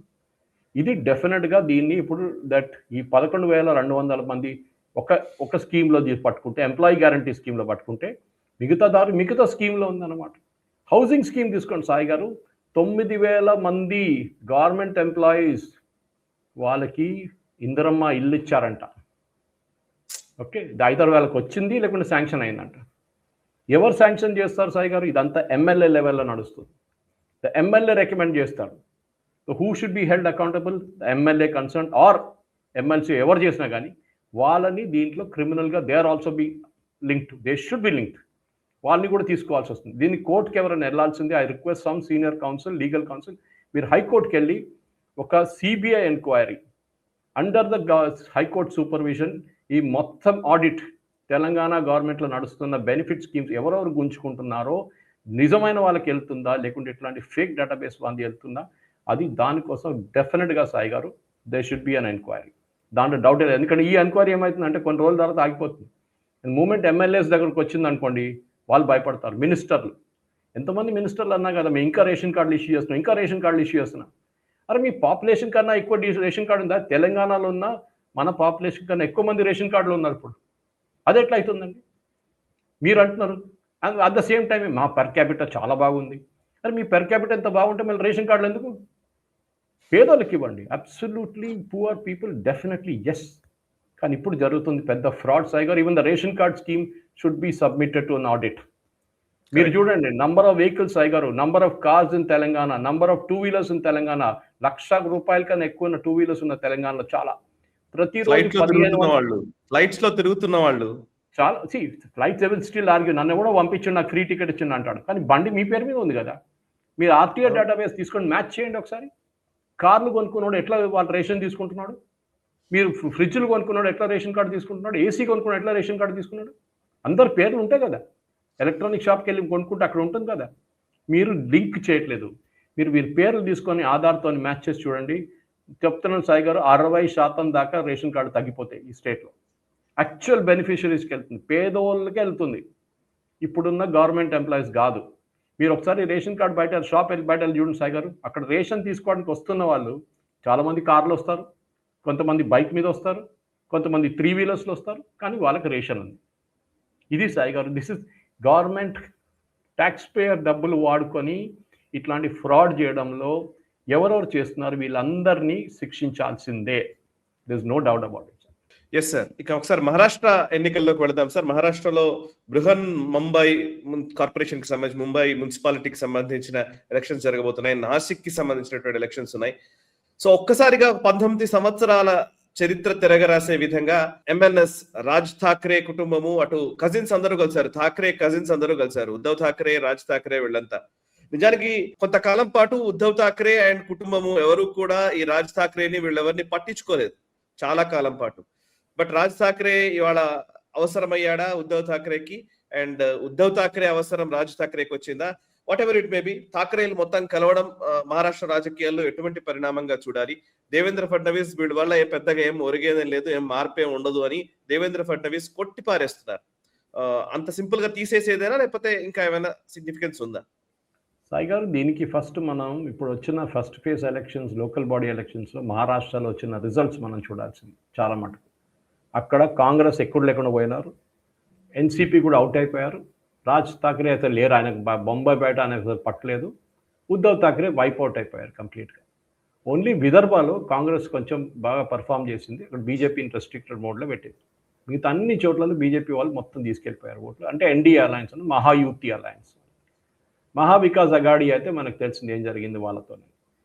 సాయి గారు, ఇప్పుడు ఈ జరిగిన ఈ పర్టికులర్ ఎలక్షన్లో ఇప్పుడు జరగబోయే బృహన్ ముంబై కార్పొరేషన్ ఎలక్షన్ అనగానే దాని బడ్జెట్ సాయి గారు భారత్ దగ్గర ఉన్న ఒక చిన్న స్టేట్ బడ్జెట్ కన్నా ఎక్కువ ఉంటుంది సాయి గారు, ఆలోచించండి. That is the kind of budgets they have. దానికోసమే సడన్గా ఇట్లాంటి వాళ్ళకి ఇంట్రెస్ట్ వస్తుంది, రాజ్ ఠాక్రే లాంటి వాళ్ళకి. మీకు అక్కడ ఎవరైనా మేయర్ అయ్యారు అనుకోండి, కథం వాళ్ళకి మస్తు పండుగనే నెక్స్ట్ 5 years ఈజీగా ఎంజాయ్ చేసుకుంటారు. సో ఈ పర్టికులర్ దాంట్లో 2006లో వీళ్ళు లాస్ట్ టైఅప్ పెట్టుకున్నారు సాయి గారు. అంటే ఆల్మోస్ట్ 20 సంవత్సరాల ముందు వీరు ఒక టైఅప్ ఉండి 20 సంవత్సరాల తర్వాత వీళ్ళు తిరిగి వస్తున్నారు. మ్యారేజ్ ఆఫ్ కన్వీనియన్స్ అంటాం మనం దాన్ని. ఇన్ఫ్యాక్ట్ మీరు చెప్పినట్లు ఫడ్నవీస్ గారు అన్నారు, వీళ్ళు భయపడి అలయన్స్ పెట్టుకున్నారు, వీళ్ళకి ఇంకేం లేదని. అడగాల్సిన 2-3 ప్రశ్నలు వచ్చాయి గారు. ఒకటి, what happen to the alliance? Maha Vikas Aghadi ఏమైందండి? కాంగ్రెస్ అంటున్నారు, ఇప్పుడు నేను చూస్తాను కాంగ్రెస్ ఇన్ఛార్జ్ ఫర్ ముంబై అంటే మహారాష్ట్ర అనుకోండి, మన రమేష్ చెన్నితల గారు కేరళ నుంచి. నాకు అర్థం కాదు కాంగ్రెస్ వాళ్ళ సంగతి సాయి గారు. రమేష్ చెన్నితలకి ఒక వర్డ్ హిందీ రాదు, ఆయన తీసుకొచ్చి ఇన్ఛార్జ్ చేశారు మహారాష్ట్రకి. మీకు మరాఠీ అక్కర్లేదు, అట్లా హిందీ అన్న రావాలి కదా. ఆయనకి మలయాళం కాకుండా ఇంగ్లీష్ కొంచెం వస్తుంది అంతే, దాని తర్వాత ఆయనకి ఏం రాదు. How can you make a person incharge like that? దీనికన్నా ముందు బీహార్ ఎలక్షన్ చూసాం సాయి గారు, ఇట్లా ఎవరో రాహుల్ గాంధీ చెంచా ఒకరిని తీసుకొచ్చి, అది మన వైపుని తెలుగు స్పీకింగ్ స్టేట్ నుంచి ఒకరిని తీసుకొచ్చి అక్కడ పెట్టారు, డిజాస్టర్ జరిగింది. ఇది సాయి గారు వీళ్ళ ప్రాబ్లం. సో ఈ బెస్ట్ పార్ట్ ఇది డిక్లరేషన్ చేసిన తర్వాత వాళ్ళు ఒక ప్రెస్ కాన్ఫరెన్స్ అని చెప్పొచ్చు, ఒక మీడియా మీట్లో ఏం చెప్పారంటే, ఈ సీట్ షేరింగ్ ఫార్ములా మేము ఏం డిక్లేర్ చేయం, మేమేం చేస్తాం, క్యాండిడేట్ కూడా అనౌన్స్ చేయం, మేము డైరెక్ట్లీ క్యాండిడేట్ దగ్గర చెప్తాం మీరు వెళ్ళి నామినేషన్ ఫైల్ చేసుకోండి అని. బీఫామ్ ఇవ్వాలి కదా సాయి గారు, బీఫామ్ ఇవ్వకుండా ఎట్లా ఫైల్ చేస్తారు నామినేషన్? వీళ్ళేమంటున్నారంటే, మేము క్యాండిడేట్ని డిక్లేర్ చేయంగానే మా క్యాండిడేట్ని వీళ్ళు వెళ్ళిపోతారు. అంటే మీ క్యాండిడేట్ మీకు అంత భరోసానే ఉందన్నమాట, వాడు వెళ్ళిపోతాడు రేపు, లేకుంటే ఆమె వెళ్ళిపోతుంది రేపు అనేది. ఇదే అర్థం కాదు. కిడ్నాపింగ్ అంట, the 2 new gangs that were kidnapping children of political parties. So డెఫినెట్గా వీళ్ళు ఏమంటున్నట్టు, నెక్స్ట్ జనరేషన్ మా దగ్గర ఉన్న వాళ్ళు మా పార్టీలో ఉండట్లేదు, వాళ్ళు బీజేపీ వైపో లేకుంటే శివసేన షిండే గ్రూప్ వైపో లేకుంటే అజిత్ పవార్ వైపో వెళ్ళిపోతున్నారు. మేము దానికోసం క్యాండిడేట్ని డిక్లేర్ చేయం, మేము టెలింగ్ దమ్ ఓపెన్లీ, మీరు వెళ్ళి ఓటేసి మీరు నామినేషన్ వేసుకోండి, మేము చూద్దాం ఫర్. సో ఇప్పుడు ప్రాబ్లం ఎక్కడ వస్తుందంటే, ఈ అలయన్స్ సాయి గారు, Congress separate, NCP separate. NCP of course Sharad Pawar గ్రూప్కి ఎక్కువ పట్టలేదు అనుకోండి బొంబాయి ఏరియాలో, కానీ మహారాష్ట్రలో వీళ్ళు ఎందుకు చేయలేదు అది అడగాల్సిందే. So mayor of Mumbai would be a Marathi అని చెప్పి శివసేన ఎంఎన్ఎస్ అలయన్స్ డిక్లేర్ చేశారు. సాయి గారు, దీనికన్నా ముందు కూడా మరాఠీ మానూస్ అని చెప్పి వీళ్ళ కాన్సెప్ట్ అక్కడ ఉంది, అది మన బాలాసాహెబ్ ఠాకరే టైం నుంచి వచ్చింది. ఆ టైం వేరుండే సాయి గారు.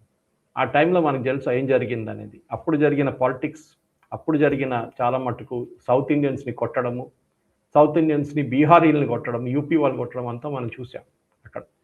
అదంతా ఆ రోజు పోయినాయి సాయి గారు. ఇప్పుడు ఈ ఉద్ధవ్ ఠాక్రే అండ్ ఈ రాజ్ ఠాక్రే కలవడం అనేది బేసిక్లీ ఒక ఏం చెప్తారు, political marriage of political convenience అంటాం.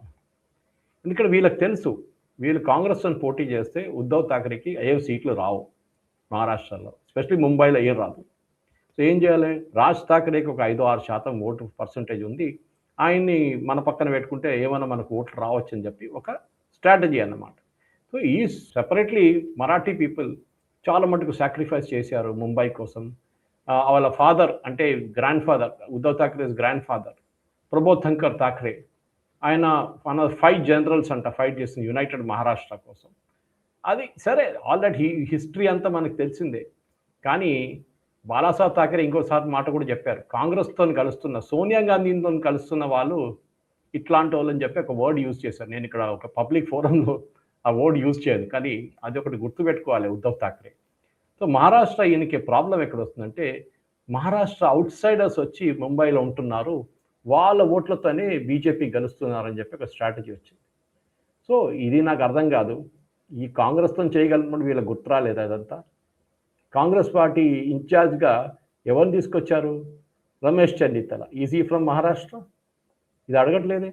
కాంగ్రెస్ వాళ్ళు కూడా అడగట్లేదు. కాంగ్రెస్ ఏమంటున్నారంటే మేము సపరేట్గా పోటీ చేస్తాం, we will not tie up with Uddhav Thackeray వద్దన్నారా మిమ్మల్ని, మీరే టైఅప్ చేస్తారు, ఈసారి I don't want this people at all అని చెప్పారు. సో సపరేట్ ఈ ముంబైని, ఎందుకంటే చాలా రోజుల నుంచి ఒక డిమాండ్ ఏముందంటే, ఇంత బడ్జెట్ ఉన్న ముంబైని ఒక సపరేట్ స్టేట్గా డిక్లేర్ చేయకూడదా అని చెప్పి పెద్ద ఒక కొన్ని స్ట్రాటజీ నడుస్తున్నాయి అనమాట, కొన్ని మాటలు నడుస్తున్నాయి. సో అదే టైంలో సరే మనం ఈ రాజ్ ఠాక్రే ఉద్ధవ్ ఠాక్రే పక్కన పెడితే కూడా బీజేపీ కూడా కొంచెం చిన్న ప్రాబ్లంలో ఉన్నారు. ప్రాబ్లం అని కాదు, బీజేపీ ప్రాబ్లం ఏంటంటే వాళ్ళు గెలవడానికి వాళ్ళకి ఛాన్సెస్ ఎక్కువ ఉందని కనిపిస్తుంది చాలా మంది. So they are now having a battle with Shiv Sena Shinde group. దీనికన్నా ముందు చూసాం మనం లోకల్ బాడీ ఎలక్షన్లో కొన్ని చోట్లలో కాంగ్రెస్ శివసేన షిండే గ్రూప్తో టైఅప్ చేసుకున్నారు, కొన్ని చోట్ల ఉద్ధవ్ ఠాక్రే శివసేన షిండే గ్రూప్ టైఅప్ చేసుకున్నారు. ఎందుకంటే షిండేని ఇప్పుడు బీజేపీ కర్ణాటక మోడల్లో జేడీఎస్ని ఏం చేశారో, మాండ్యా పార్టీ నుంచి జీరో పార్టీ ఎట్లా చేశారో జేడీఎస్ని, అంటే మన కుమారస్వామి ప్లస్ దేవగౌడ పార్టీని, అదే స్ట్రాటజీ షిండేతో వాడుకుంటున్నారు. షిండేని కంప్లీట్గా ఎలిమినేట్ చేసేస్తారు ఒక 5 సంవత్సరాలు. సాయిగారు దీన్ని నేను ఇప్పుడు చెప్పాను, నేను లాస్ట్ ఎలక్షన్ రిజల్ట్ వచ్చినప్పుడు చెప్పాను నేను ఈ మాట. అదే జరుగుతుంది ఇప్పుడు కంప్లీట్గా. ఇప్పుడు ఏమన్నారు, చాలా మటుకు దేవేందర్ ఫడ్నవీస్ అండ్ షిండే గారు మాట్లాడిన తర్వాత సెకండ్ రౌండ్ టాక్స్ నడిచింది. యాక్చువల్లీ ఫస్ట్ రౌండ్ జరిగింది, దాని తర్వాత ఏం రిజల్ట్ బయటకు రాలేదు. సెకండ్ రౌండ్ పెట్టాను సాయిగారు. దాంట్లో కూడా ఏం జరిగింది, చాలా మటుకు వీళ్ళు అన్నారు, no we will not, 60 to 70 seats maximum మీకు ఇస్తాను, దానికా ఎక్కువ మేము ఇవ్వం మీకు, 100 సీట్ల మర్చిపోండి మీరు, there is no choice of 100 సీట్లు మీకు అని చెప్పారు. సో ఏక్నాథ్ షిండే గ్రూప్ వాళ్ళకి 100 సీట్లు రావు ముంబైలో. న్యాచురల్లీ షిండే ఏమంటున్నారంటే మేము 105 నుంచి 113 సీట్ల మీద పోటీ చేయబోతున్నాం అని చెప్పారు. కానీ బీజేపీ ఏమంటున్నారు, 60 మ్యాక్సిమం, 40 దాంట్లో శివసేన ఉద్ధవ్ ఠాక్రే వాళ్ళ గ్రూప్ పోటీ చేస్తున్న అదే ప్లేసెస్లో శివసేన షిండే గ్రూప్ ద్వారా కూడా అక్కడే పోటీ చేయమంటున్నారు. కానీ సేనా టు సేనా పోటీ చేస్తారు లేదా అని చూడాల్సిన సాయి గారు. Anyway it is very interesting, ఎందుకంటే బీజేపీ వైపు నుంచి సర్వేస్ ఏం చెప్తున్నారంటే బీజేపీ 140 సీట్లు వాళ్ళ ఓన్లో పోటీ చేస్తే వాళ్ళు 120 గెలుచుకోవచ్చు అని చెప్తున్నారు సాయి గారు, which is a possible figure. Yes, డెఫినెట్గా జరగవచ్చు. ఎందుకంటే ఆ ఫిగర్ మీదనే బీజేపీ వాళ్ళ ప్రాస్పెక్ట్స్ ముంబైలో చాలా బాగుంది. ఎందుకంటే ముంబై పాపులేషన్ చాలా మటుకు మారిపోయింది సాయి గారు. ముందు గుజరాతీలు ఉంటుండే అపార్ట్ ఫ్రమ్ మహారాష్ట్రన్స్, ఇప్పుడు అది కాకుండా చాలా మటుకు సౌత్ ఇండియన్స్ కూడా సెటిల్ అయిపోయారు. యూపీ నుంచి బీహార్ని హువా సంజయ్ నిరూపం సాయి గారు, లీడర్ కాంగ్రెస్ లీడర్ సంజయ్ నిరూపం, అయినా ఈజ్ నాట్ ఎ ముంబై, కానీ ముంబైలో ఆయన అంత పెద్ద ఫిగర్ అయిపోయారు ఒక టైంలో, ఇప్పుడు అసలు పక్కన జరిపేశారు ఆయన్ని. కానీ చెప్తున్నాను, so that is how it is. So డెఫినెట్గా బీజేపీ 140 సీట్ల పోటీ చేస్తే 120 గెలుస్తారని చెప్పి, అండ్ దాట్ ఈస్ వై తీసుకోవాలన్నా వద్దా షిండే గ్రూప్ అని చెప్పి ఒక ఏం చెప్తారు, they are trying to work out an arrangement అనమాట. సో మహారాష్ట్రలో ముంబై మానూస్ కానీ మరాఠీ మానూస్ కానీ అక్కడ చాల్ డెవలప్మెంట్ జరుగుతుంది, చాలా మటుకు స్లమ్ ఏరియాస్ను రీడెవలప్ చేస్తున్నారు, అక్కడ ఉన్న ఇష్యూస్ ఉన్నాయి. కానీ అది కాకుండా బీజేపీ ఏం చేశారంటే ఒక సోషల్ ఇంజనీరింగ్లో బీజేపీ ఎక్స్పర్ట్స్ అయ్యారు. మనం బీహార్లో చూసాం, హర్యానాలో చూసాం, దాని and even in Maharashtra, Uttar Pradesh yes, and even Maharashtra last election assembly ఎలక్షన్లో కూడా వాళ్ళ ఎందుకంటే ఆ టైంలో మనకు తెలిసిందే జరాంగే వీళ్ళందరూ కలిసి మరాఠీ మానూస్ అది మహారాష్ట్ర రిజర్వేషన్ కావాలి, అది ఇది బీజేపీ పోయిందని చెప్పేశారు. ఏమైంది లాస్ట్లో బీజేపీకి ఎక్కువ సీట్లు వచ్చినాయి. సో సోషల్ ఇంజనీరింగ్ చాలా ఉంటుంది, అంటే ఏ క్యాండిడేట్ని ఎక్కడ పెట్టాలి, for example south Indian constituency ఉన్న ప్రిఫరెన్స్ ఉన్న కొన్ని ఏరియాస్లో అక్కడ సౌత్ ఇండియన్ క్యాండిడేట్ పెడితే ఎట్లా ఉంటుంది, అదొక విచారణ ఉండొచ్చు. గుజరాతీస్ ఎక్కువ ఉన్న కాన్స్టిట్యున్సీ గుజరాతీలు పెడితే ఎట్లా ఉంటుంది. సోషల్ ఇంజనీరింగ్గా బీజేపీ వర్కౌట్ చేస్తున్నారు Sai garu. And definitely BJP ఏమంటున్నారంటే మాకు 160 సీట్లు కూడా మేము పోటీ చేయొచ్చు ఆన్ అవర్ ఓన్, కానీ మేము వీఆర్ రెడీ టు వర్క్. వాళ్ళు 120, 130 దాకా కూడా రావడానికి రెడీ ఉన్నారు. కానీ ఒక నంబర్ నుంచి వాళ్ళు they are not ready to come down, and that number is very clear Sai గారు. అరౌండ్ 140, 130 సీట్లు వాళ్ళు డెఫినెట్గా పోటీ చేస్తారు. వాళ్ళేం ట్రై చేస్తున్నారంటే ఆన్ దేర్ ఓన్ వారు ఎలక్షన్ గెలవాలని ట్రై చేస్తున్నారు సాయి గారు. అండ్ చాలా ఇంట్రెస్టింగ్గా రాబోతుంది, చూద్దాం వాటిల్లో రాజ్ ఠాక్రే అండ్ ఉద్ధవ్ ఠాక్రేసే. ఎందుకంటే ఇంక కొన్ని రోజుల్లో ఇదంతా ఒకసారి నామినేషన్ ఫైల్ చేయడంలో భయపడుతున్నారు. సో దాని తర్వాత ఏం జరుగుతుందో చూద్దాం సాయి గారు. ఎస్ సార్, యాక్చువల్లీ నాకేమనిపిస్తుంది అంటే 2 అంశాలు ఉన్నాయి. ప్లీజ్ మీరే ఎక్స్ప్లెయిన్ చేయాలి దీని గురించి. ఒకవైపు మహారాష్ట్రలో మీరు ఇందాక చెప్పారు మహాగఠబంధన్ పూర్తిగా పోయింది, ఓకే, మహావికాస్ ఆఘాడి అని పెట్టారనుకుని పేరు, ఓకే, బట్ ఇండీ బ్లాక్ అనుకుందాం మనం, ఆ ఇండీ అలయన్స్ బ్లాక్ అనుకుంటే కనుక మహారాష్ట్రలో కూడా దాంట్లో ఇబ్బందులు ఉన్నాయి. అటు బీహార్లో కూడా ఇట్లాంటిదే, కాంగ్రెస్ పార్టీకి అనుకున్న సీట్లు ఇవ్వలేదు, ఇచ్చినవి కూడా వీళ్ళు గెలిచిన పరిస్థితి లేదు. సో ఇప్పుడు తమిళనాడులో కూడా అదే జరుగుతుంది. అటు టీఎంసీ వెస్ట్ బెంగాల్లోకి అయితే అసలు అడుగు పెట్టనివ్వను అని అన్నట్టుగా మమతా బెనర్జీ మాట్లాడుతోంది కాంగ్రెస్ ని. ఇటు తమిళనాడుకి వస్తే తమిళనాడులో కూడా అట్లాంటి పరిస్థితి ఉంది. డిఎంకేకి కాంగ్రెస్ కి మధ్య కూడా కొంత పొరపచ్చాలే వస్తున్నట్టుగా కనబడుతుంది. ఈ టైంలో విజయ్ వచ్చి నేను కాంగ్రెస్ తో కలవడానికి సిద్ధమన్నట్టుగా సంకేతాలు ఇస్తున్నాడు. అండ్ రాహుల్ గాంధీ విజయ్ మధ్య ఏదో ఒక బంధం దృఢమయ్యే అవకాశాలు ఉన్నాయని జాతీయ వార్తా కథనాలు నడుస్తూ ఉన్నాయి. నిజానికి మాట్లాడితే విజయ్ కి అసలు గ్రౌండ్ లో ఓట్లు వచ్చే పరిస్థితి లేదు, గ్రౌండ్ రియాలిటీ ఇది. కాంగ్రెస్ మళ్ళీ ఇంకొక పెద్ద తప్పుదం చేయబోతోందా, ఉన్న డిఎంకేని కూడా వదులుకోబోతోందా, తమిళనాడు ఎలక్షన్స్ ఎలా అర్థం చేసుకోవాలి? ఈవెన్ కర్ణాటకలో కూడా మళ్ళీ కుర్చీలాట మొదలైంది, సీఎం కుర్చీకి సంబంధించి. ఏదో మొన్న ఒక వారం 10 రోజులు మళ్ళీ గ్యాప్ వచ్చింది, కానీ మళ్ళీ మొదలైంది వీక్ లో. తమిళనాడు కర్ణాటక డెవలప్మెంట్స్ ని వివరిస్తారా సార్ ఒకసారి? సాయి గారు, చాలా మటుకు మనం చూస్తుంది ఏంటంటే తమిళనాడులో విజయ్ వచ్చిన తర్వాత ఒక సోషల్ ఇంజనీరింగ్ అక్కడ కూడా జరుగుతుంది. దాంట్లో చాలా మటుకు తమిళనాడులో మనకు తెలిసిందే క్యాస్ట్ బేస్ చాలా ఉంటుంది ఓటింగ్ అక్కడ. ఓకే, అది మోస్ట్లీ ద్రవిడియన్ పాలిటిక్స్ నుంచి వచ్చే పాలిటిక్స్ నడుస్తుంది తమిళనాడులో. కర్ణాటకలో it is based on Vokkaliga Lingaiah strategy. సపరేట్గా చూద్దాం సాయి గారు, దీని రెండింటిని మనం సపరేట్ చేద్దాం. తమిళనాడులో విజయ్ ఏం చేయబోతున్నారు, విజయ్ కాంగ్రెస్తో టైఅప్ చేసుకుంటే ఇంగ్లీష్లో అంటారు one blind man leading the other అంటాడు. ఒకడు గుడ్డోడు ఇంకో గుడ్డోడికి రోడ్ చూపిస్తున్నాడు ఎట్లా క్రాస్ చేయాలని చెప్పేసి. అది సంగతి కాంగ్రెస్ది. ఎందుకంటే కాంగ్రెస్కి అక్కడ ఆన్ దర్ ఓన్ వాళ్ళు గెలవలేరు, ఒక్క సీటు కూడా గెలవలేరు. వాళ్ళు డిఎంకేకి తోగ పట్టుకొని నడవాల్సి వస్తుంది, వాళ్ళ పళ్ళు పట్టుకొని నడవాల్సి వస్తుంది. దాంట్లో విజయ్ని గుంజుకుంటే ఏమవుతుందంటే ద్రవిడియన్ ఓట్స్ కట్ అయిపోతుంది సాయి గారు. ఉన్న ద్రవిడియన్ ఓట్సే కట్ అయిపోతుంది. అది కాకుండా క్రిస్టియన్ ఓట్స్ చాలా మటుకు కాంగ్రెస్కి రావాల్సిన క్రిస్టియన్ ఓట్స్ అలయన్స్లో ఉంటే డిఎంకేతోని అది ఇప్పుడు విజయ్కి వెళ్ళిపోతుంది. ఎందుకంటే ఆయన పేరు మనకు తెలిసిందే Joseph Vijay. Naturally Christian oats ఆయన చాలా మటుకు తీసుకెళ్ళిపోతాడు తమిళనాడు లాంటి స్టేట్లో. అది కాకుండా మీరు చూస్తున్న ఒకవైపు బీజేపీ కూడా అంతే. బీజేపీ ఆన్ దర్ ఓన్ వాళ్ళు ఎక్కువ సీట్లు గెలవలేరు. కోయంబత్తూరులో స్ట్రాంగ్ ఉన్నారు, కొంచెం బార్డర్ ఏరియాస్లో కొంచెం వాళ్ళకి ఓట్లకు వచ్చి వస్తాయి. మదురైలో కూడా కొంచెం స్ట్రెంగ్త్ ఉంది, వాళ్ళు ఎక్కువ లేదు. కానీ చాలా మటుకు అన్నామలై గారు బిల్డప్ చేసిన ఆ పాజిటివ్ ఇంపాక్ట్ బీజేపీకి ఇప్పుడు ఉంది సాయి గారు, దాంట్లో డౌట్ లేదు. సో బీజేపీ ఏం చేస్తారని చూడాల్సి. At the same time Vijay కాంగ్రెస్తో టైఅప్ చేస్తే 0+0 అవుతుంది సాయి గారు, అంతే, ఇంకేం కాదన్నమాట. సో కాంగ్రెస్ దీనికన్నా మంచిది కుక్క బిస్కెట్ వేస్తున్నట్లు ఒక చిన్న మొన్న సీట్లు ఇస్తారు డిఎంకే వాళ్ళు, కొన్ని 10 సీట్లు తీసుకోండి లేకపోతే 15 సీట్లు తీసుకోండి, అది తీసుకొని పోటీ చేస్తే ఏమైనా గెలవచ్చు. వాళ్ళ స్ట్రెంగ్త్ మీద కాదు. కాంగ్రెస్కి ఒక లీడర్ కూడా లేడు అక్కడ తమిళనాడులో, మంచి సీనియర్ లీడర్. సో అది మర్చిపోండి. సో 15 సీట్లు ఇచ్చి అది తీసుకొని పోటీ చేస్తే బాగుంటుందని నా ఒపీనియన్. లేకుంటే వాళ్ళు విజయ్తో పోతే ఉన్న సీట్లు రాదు, వాళ్ళు కొత్త సీట్లు రావడం అది కూడా రాదు. So they will end up at 0, just like west బెంగాల్లో సిపిఎం అండ్ కాంగ్రెస్కి 2 ఎలక్షన్స్ నుంచి 0 సీట్లే. అది అక్కడ అట్లానే తమిళనాడు కూడా జరగబోతుంది. అట్ ద సేమ్ టైం మీరు అడిగారు yes what is happening in కర్ణాటకలో మళ్ళీ మొదలైంది సాయి గారు. ఇప్పుడు ఏమవుతుందంటే మల్లికార్జున్ ఖర్గే గారు ముందు లోకల్ ఇష్యూ అని చెప్పారు.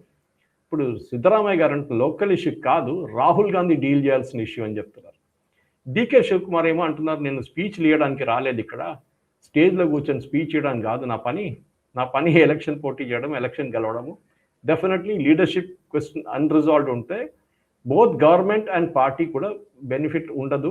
దానికి గవర్నమెంట్కే ఇప్పుడు కూడా చూడండి ఒక ఏం చెప్తా స్టాండ్ స్టిల్ వచ్చేసింది కర్ణాటక గవర్నమెంట్ సాయి గారు. మొన్న జరిగిన ఎలక్షన్స్లో లోకల్ బాడీ ఎలక్షన్స్లో బ్యాలెట్ పేపర్లో జరిగింది సాయి గారు, బై ద వే. ఓకే, అది నేను మర్చిపోయాను చెప్పడానికి.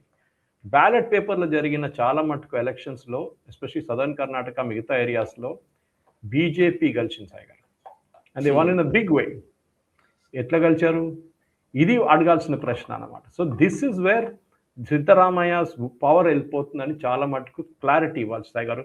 సిద్ధరామయ్యకి డికే శివకుమార్ దగ్గర ఆడుతున్న గేమ్తోని డిస్ట్రక్షన్ ఎవరిని అవుతుందంటే డెఫినెట్గా the destruction is towards the side of the party that is in power which is Congress. నేను మీకు ఎగ్జాంపుల్ ఇస్తాను సాయి గారు. చాలా మటుకు మనం మాట్లాడుతూ అంటూ ఉండాలి కదా, ఇది ఎక్కడ జరుగుతుంది, ఏం జరుగుతుంది. చాలా పోటీ చేస్తున్న ప్లేసెస్లో కాంగ్రెస్ ఓడిపోతున్నారు, లోకల్ బాడీ ఎలక్షన్లో ఓడిపోతున్నారు. వై ఇస్ ఇట్ హ్యాపెనింగ్ అనేది ఒక పెద్ద క్వశ్చన్ వస్తుంది. మన అందరు తెలిసిందే ఇది స్పెసిఫిక్లీ జరుగుతుంది కాంగ్రెస్ హయాంలో. నేను ఎగ్జాంపుల్ ఇస్తాను మీకు. ఓకే, ద ఎలక్షన్ ఇది జరిగింది కర్ణాటకలో. ఈ పేపర్ బ్యాలెట్తో జరిగిన ఎలక్షన్లో బీజేపీ 4 టౌన్ పంచాయత్స్ గెలుచుకున్నారు సాయి గారు. 4 టౌన్ పంచాయత్స్. అది కాకుండా అసోసియేటెడ్ వార్డ్ బై ఎలక్షన్స్ గెలుచుకున్నారు. ఓకే సాయి గారు, టోటల్ వార్డ్ 76, బీజేపీ కలిసి 48, Congress 29. SDPI which is a big worry. SDPI అంటే ఇస్లామిక్ పార్టీ, పిఎఫ్ఐ వాళ్ళ పొలిటికల్ పార్టీ, వాళ్ళకి 3 సీట్లు వచ్చినాయి, ఇండిపెండెన్స్ 2. ఇది కాకుండా దొడ్డబల్లపూర్ అండ్ తిరువాలలో ఒక 2 వార్డ్ బై ఎలక్షన్ చెప్పారు, బీజేపీకి 50 సీట్లు వచ్చినాయి సాయి గారు. అక్కడ కూడా వాజ్పేయి బిఏజేపీ దట్ ఈస్ మ్యాంగ్లూర్ దగ్గర ఎయిర్పోర్ట్ అక్కడ ఉంది, actually Mangalore airport. Town Panchayat దక్షిణ కన్నడలో 19 వార్డులు ఉంటే బీజేపీ 11 గెలుచుకుంది సాయి గారు. అది కాకుండా నెక్స్ట్ అగైన్ దక్షిణ కర్ణాటకలో కింగోలీలో బీజేపీ 18, కాంగ్రెస్ 10. మన్కీ టౌన్ పంచాయత్ ఇది ఉత్తర కర్ణాటకలో. మనం దక్షిణ కర్ణాటక చూస్తే ఇప్పుడు ఉత్తర కర్ణాటక వెళ్దాం. అక్కడ 20 వార్డులలో బీజేపీ 12 గెలుచుకుంది, కాంగ్రెస్కి 8 వచ్చింది. అదే Basehalli town panchayat Bengaluru rural district, అంటే ఆల్మోస్ట్ బెంగళూరు దొడ్డబల్లపూర్ తాలూకులో వస్తుంది ఇది. అక్కడ 19 వార్డులో బీజేపీ 15 గెలుచుకుంది, కాంగ్రెస్కి 3 వచ్చింది. సాయి గారు, the writing is on the wall. ఈ సిద్ధరామయ్య అండ్ డికే శివకుమార్ గొడవలో Congress party is losing big time. మనం చెప్పొచ్చు, మనం చాలామంది క్రిటిసైజ్ చేస్తాం, బీజేపీ కూడా అదే పరిస్థితిలో ఉంది కదా, బీజేపీ ఏం చేస్తుంది, వాళ్ళకు సీనియర్ లీడర్ లేరు అక్కడ. యడ్యూరప్ప ఒక ఆల్మోస్ట్ సైడ్ లైన్కి వెళ్ళిపోయిన తర్వాత ఎవరు రావట్లేదు, ఆయన కొడుకు ఏం పనిచేయట్లేదు, బాగా పనిచేయట్లేదు, బీజేపీ సీనియర్ లీడర్లు ఎవరు లేరు, నవీన్ కటీల్ ఎక్కడ ఉన్నారో తెలియదు. అది కాకుండా పాత సీనియర్ యూనియన్ మినిస్టర్స్ ఉన్న వాళ్ళు కూడా ఎక్కడ కనిపించట్లేదు ఇప్పుడు. కానీ at the same time local లెవెల్లో బీజేపీ బాగా పర్ఫామ్ చేస్తుంది. And this is what is the main thing Sai గారు. బీజేపీ వైపు నుంచి they are making a renewed effort. మీరు అడగచ్చు, మీరు రాహుల్ గాంధీ ఎప్పుడు అంటారు కదా, ఈవీఎం తీసేసి పేపర్ బ్యాలెట్ తీసుకురండి. ఈవెన్ ప్రియాంక వాద్రా అన్నారు పార్లమెంట్లో. మళ్ళీ పేపర్ బ్యాలెట్లో జరిగింది కదా ఈసారి ఎలక్షన్, అప్పుడు ఏమైందండి, ఎవరు గెలిచారు? ఇది అడగాల్సిన ప్రశ్న సాయి గారు. ఎందుకంటే you are losing big time. మీరు అర్థం చేసుకుంటలేరు. మీ ఇద్దరు గొడవలో కాంగ్రెస్ పార్టీని తినేస్తున్నారు లోపల నుంచే. They are losing big time. It is time for the Congress party unresolve లీడర్షిప్ని మీరు డికే శివకుమార్ గారిని తీసుకొచ్చి ఆయన ముఖ్యమంత్రి చేయండి. చేస్తే ఒక ప్రాబ్లం ఉండొచ్చు, డెఫినెట్గా జరుగుతుంది. విచ్ ఇస్ మన సిద్ధరామయ్య గారి వైపు సైడ్ నుంచి ఉన్న ఎమ్మెల్యేలు కొంతమంది రాజీనామా చేస్తే I will not be surprised. వాళ్ళు కావాలని రాజీనామా చేస్తారు వాళ్ళు. ఎందుకంటే కాంగ్రెస్ పార్టీ స్ట్రెంగ్త్ తగ్గించడానికి అక్కడున్న లెజిస్లేటివ్ అసెంబ్లీలో ఇది జరిగితే Congress will be on the losing side. మనం ఈ పొలిటికల్ పార్టీస్ దాంట్లో సాయి గారు ఎప్పుడు అనలైజ్ చేస్తున్నప్పుడు వాళ్ళ ఇండివిజువల్ స్ట్రెంగ్త్ ఒకటే కాదు, వాళ్ళ ఇండివిజువల్ వీక్నెస్ కూడా అనలైజ్ చేయాల్సి వస్తుంది. కరెక్ట్. చాలా మటుకు డికే శివకుమార్కి స్ట్రెంగ్త్ ఎక్కువ, సిద్ధరామయ్య గారికి స్ట్రెంగ్త్ తక్కువ. ఇది మనం అనలైజ్ చేయట్లేదు. చాలామంది పొలిటికల్ అబ్జర్వర్స్ దీన్ని పక్కన పెట్టేస్తున్నారు. డెఫినెట్గా this a big news. BJP గెలిచిన లోకల్ ఎలక్షన్స్కి ఒక వార్నింగ్ సిగ్నల్ లాగా, రెడ్ ఫ్లాగ్ లాగా కర్ణాటకలో తయారు సాయి గారు. డికే శివకుమార్ అండ్ సిద్ధరామయ్య నడుస్తున్న గొడవ రాహుల్ గాంధీ సెటిల్ చేయలేకపోతున్నారు. అది ఆలోచించండి. He is not able settle it. ఆయన కొలంబియాలో, జర్మనీలో అక్కడెక్కడ కూర్చుంటున్నాను, కానీ లోకల్ ఇష్యూస్ సార్ట్అవుట్ చేయలేకపోతున్నారు. ఆయన ఒక డిసిషన్ అంటే right are wrong take a decision అంటారు ఇప్పుడు మేనేజ్మెంట్లో, అది చేయలేకపోతున్నారు. బహుశా 95 ఎలక్షన్స్ ఓడిపోయిన తర్వాత ఆయన అనుకుంటాను ఇంకా 5 కొట్టేస్తే సెంచరీ అయిపోతుంది కదా. That is Rahul Gandhi's tragedy. Yes sir, నిజంగా చాలా అద్భుతంగా చాలా విషయాలు మీరు వివరించారు sir. Thank you very much sir. Thank you very much. ఈ వారం మన నేషనల్ రౌండప్ లో చాలా విషయాలు మీరు వివరించారు.